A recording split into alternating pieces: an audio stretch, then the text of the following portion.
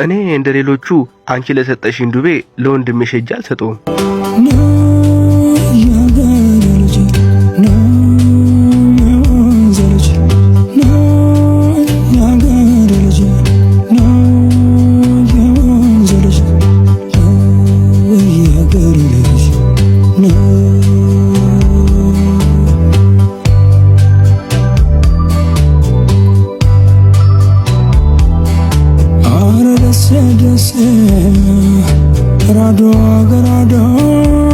ከያስሚን ጋር እየተቀራረብን እንደሆነ ሲሰማኝ ቀልድ ቢጤ ጣል አደርጋለሁ።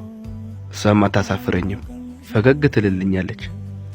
ሌላ የማስቃትን ምክንያት ፍለጋ አይኔን ከሱቅ ውስጥ ሳር መጠምጠው ዱቤ ክልክል ነው የሚል ጽሑፍ ተመለከትኩኝ።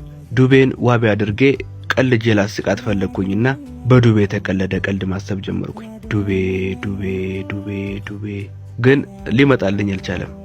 የተሻለው አማራጭ ለነገ ተዘጋጅቶ መምጣቱ ነው። እናም ቻው በቃ ብያት ሄድኩኝ።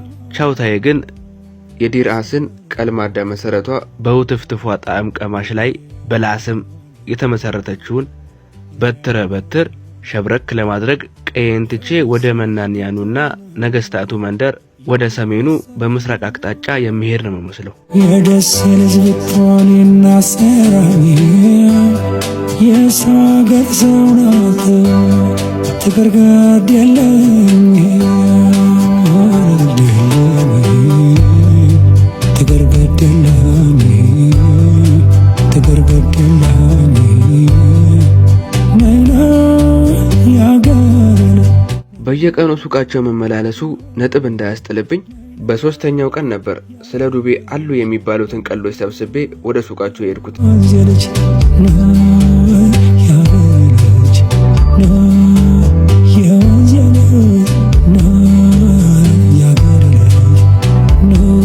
ሰላም ያስሚን፣ እንዴት ነህ ሲሳይ? ስሜን ስትጠራው ለቀልዶ ያሰብኩት ቀልድ ምላሴ ላይ ተደነቃቀፈ። ድንገት ግን ከአንደበቴ አፈትልከው ለወጡት ቃላት የሰጠችኝ ምላሽ ለእኔና ለያስሚን የፍቅር ግንኙነት መነሻ ምክንያት ሆነ።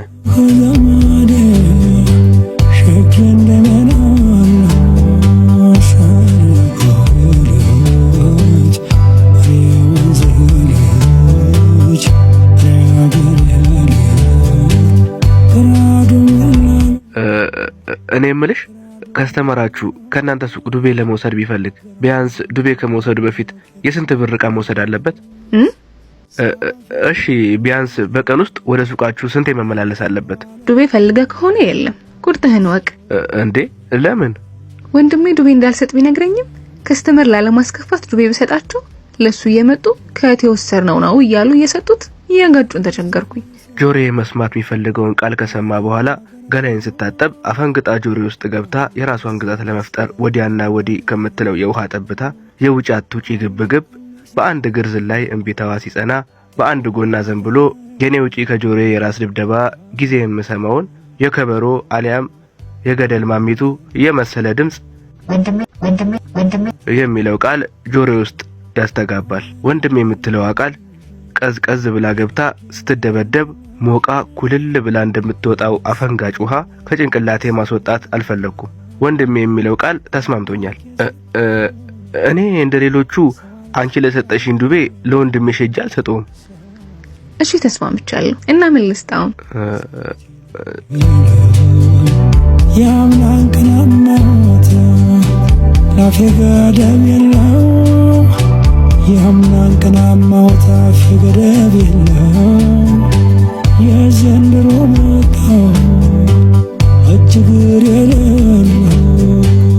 ሱቅ ውስጥ አጅቧት የሚቆመው ፍቅረኛዋ ሳይሆን ወንድሟ መሆኑን ሳውቅ ጁማን የካላንደሬ መነሻ፣ ሱቃቸውን የአይኔ ዞሮ መግቢያ፣ ያስሚንን ደግሞ የልቤ ማረፊያ ጭምር አደረኳት።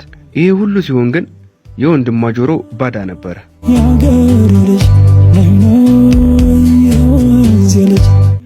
ያስሚን ስታኮርፈኝ ምን ስላት ኩርፊያዋ እንደሚጠፋ ጠንቅቃ ስለምታውቅ ከፊት ለፊቷ እንደተቀመጥኩ ልናገር ስል ዝም በል ዝም ምንም ቃል እንዳታወጣ ትለኛለች። ሲበርድላት ጠብቄ በቀስታ አንጎራጉራለሁ። አረ ደስ ደስ ራዶ ገራዶ አረ ደስ ደስ ገራዶ ገራዶ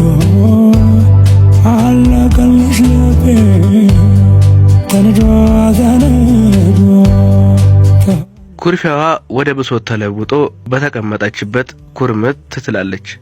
ላባብላት አልሞክርም። በዝምታ ህመሟን እካፈላለሁ።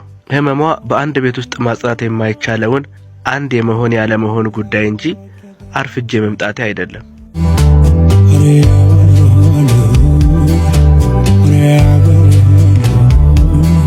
የደስ ልጅ ብትሆነ ይናሰራኝ የደስ ልጅ ብትሆን ይናሰራኝ የሰው አገር ሰው ናት ትግርገድ የለኝ